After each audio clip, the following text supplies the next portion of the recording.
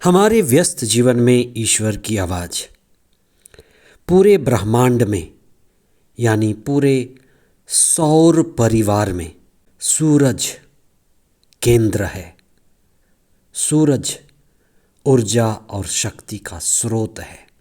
एक समय इतिहास में ऐसा था जब रोमी प्रशासन दुनिया में अधिकार जताती थी।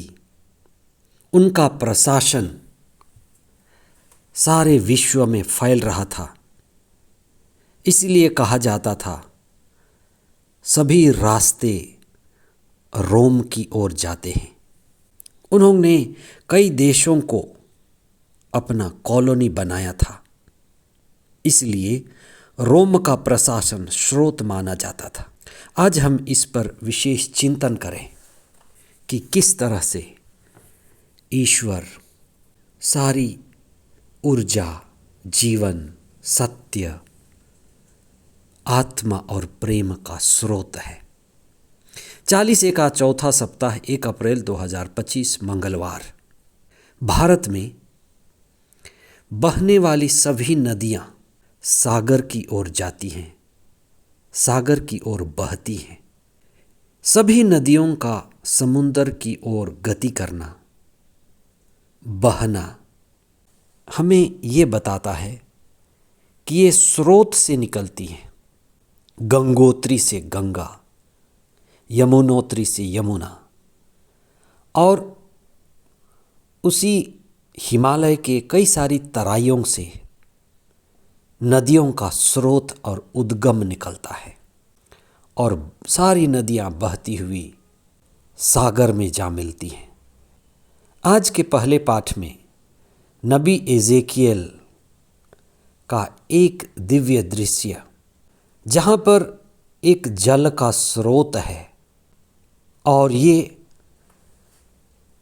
प्रभु के मंदिर से, प्रभु के निवास स्थान से निकलती है।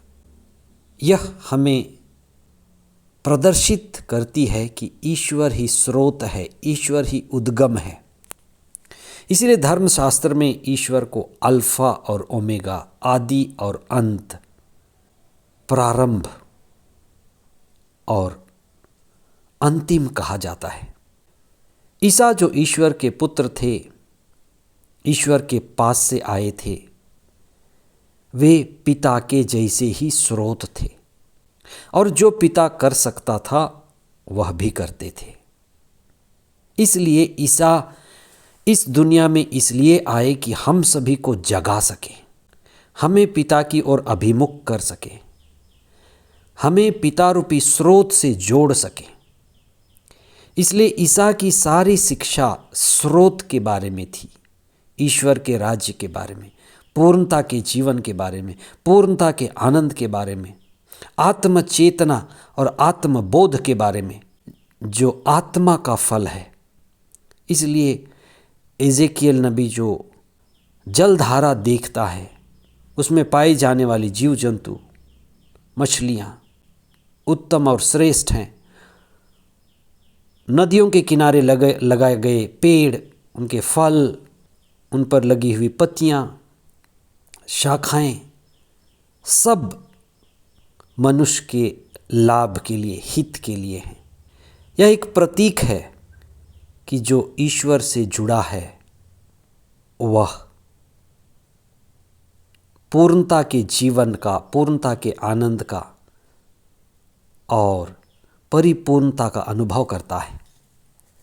आज के सुसमाचार में ईसा एक 38 साल से पड़े हुए रोगी को चंगा करते हैं, जिसकी एक ही शिकायत है कि उसका कोई सहारा नहीं, मददगार नहीं।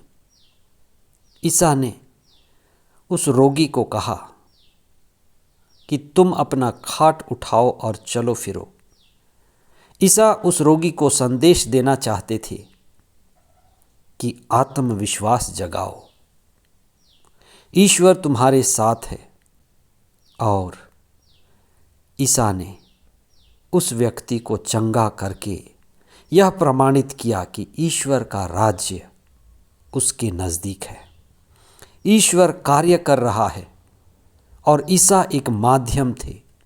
ईश्वर ही स्रोत है और हम सभी माध्यम हैं। इसलिए धर्मशास्त्र, कोई भी धर्मशास्त्र इस बात को कहने की कोशिश करते हैं कि हम ईश्वर के लोग हैं और इस दुनिया में हम राजदूत हैं। ईश्वर ने हमें इसलिए यहाँ भेजा है कि हम ईश्वर के राज्य की स्थापना करें। ईश्वर का राज्य, आत्मा का राज्य, सत्य का राज्य, प्रेम का राज्य, जिसको हम आत्मा के फलों के रूप में जानते हैं। हम यही प्रार्थना करें कि ईश्वर रूपी स्रोत से जुड़ जाए। अपने लिए कुछ समय निकालें, धर्मशास्त्र को पढ़ें और आप स्रोत के बारे में जानेंगे। मनन, चिंतन और ध्यान करें। आत्म चेतना जागेगी तो हम ईश्वर रूपी स्रोत के बारे में जानेंगे। भक्ति, भावना और प्रेम मार्ग हमें प्रेम के द्वारा जगाता है। प्रेम की पूर्णता और प्रेम का आनंद हमें मिलता है। चाहे मार्ग कर्म का हो, ध्यान का हो, प्रेम का हो, सभी हमें ईश्वर जो स्रोत है उस तक ले जाते हैं। 40 का समय आशीष और कृपा पाने का समय और जो स्रोत रूपी ईश्वर तक पहुँचने का, जुड़ने का और आनंदित होने का समय हो। आमीन।